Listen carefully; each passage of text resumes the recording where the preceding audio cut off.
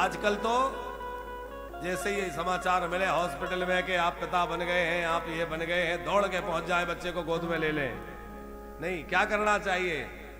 नंद बाबा ने क्या किया? पहले स्नान करने गए, यमुना जी को स्नान करने के बाद लौटे और लौट कर आकर के शुद्ध पवित्र वस्त्र धारण करे। उसके बाद ब्राह्मणों को आमंत्रित किया, ब्राह्मणों से निवेदन किया आप हमारे घर पधारिए। तो आहूय विप्राण, वेदज्ञ ब्राह्मणों को बुलाया और वेदज्ञ ब्राह्मणों से उन्होंने स्वस्ति वाचन करवाया। उसके बाद उनसे जातकर्म संस्कार करवाया। बच्चे के जन्म के समय जातकर्म संस्कार होता है, तो जातकर्म संस्कार हुआ।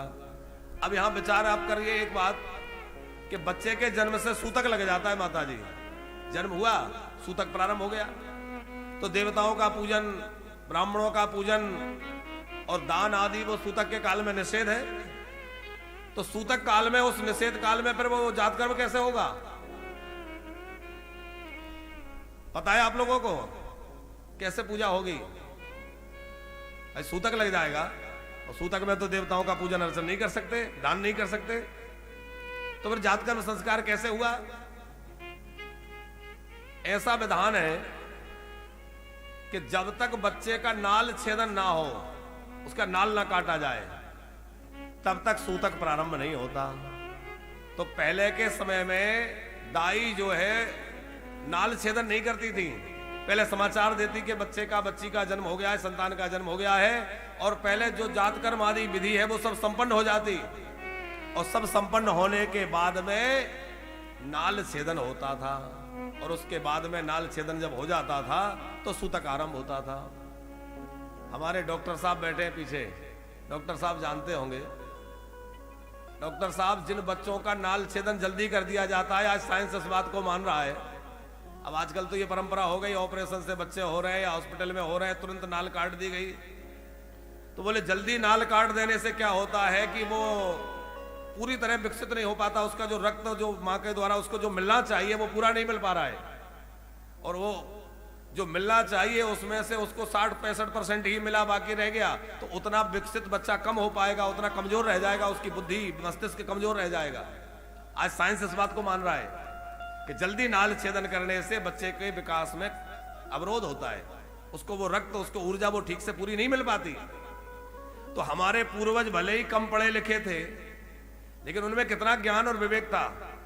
वो जल्दी नाल छेदन ना करके बच्चे को जो है मां के ऊपर ही लिटा दिया, ताकि वो ठीक से मां की गर्मी और ऊर्जा को प्राप्त कर सके। देखो हमारे यहां शास्त्रों में और हमारे ऋषियों ने कितना गंभीर चिंतन किया है। बच्चे की पहली पाठशाला कौन सी है? बच्चे की पहली पाठशाला मां है, ऐसा लोग कहते हैं, लेकिन मां से भी पहले जो वो गर्भ में रहता है, तो पहली पाठशाला है मां का गर्भ। इसलिए हमारे यहां जन्म लेने के पहले ही पुंसवन आदि संस्कारों का विधान किया है कि जब बच्चा गर्भ में रहे उसी समय उसको तेजस्वी बनाने के लिए उसके अंदर वह विद्या पहुंच जाए, उसके अंदर वो शक्ति पहुंच जाए, वो कार्य किया जाता है।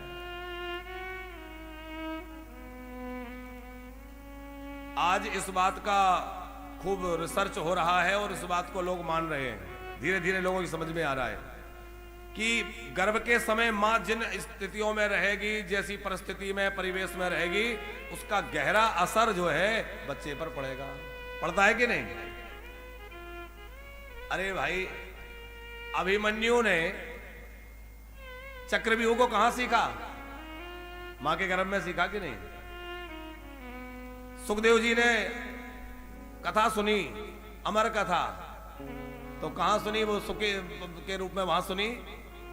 तो पहले तो अंडे में ही थे, बाद में अंडा फोड़कर बाहर निकले।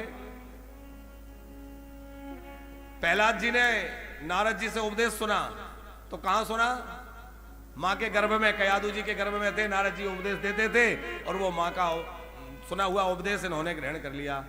ये बातें प्रमाणित करती हैं कि जब मां के गर्भ में बालक होता है, उस समय मां जो बातें सुनेगी, जैसे परिवेश में रहेगी, जैसे उसके विचार होंगे, जैसा उसका व्यवहार होगा, उसका बड़ा गहरा प्रभाव गर्भ में रहने वाले बालक पर पड़ेगा। इसलिए गर्भस्थ बालक के अच्छे संस्कार हो, इसलिए मां को अच्छे परिवेश में उस समय रहना चाहिए।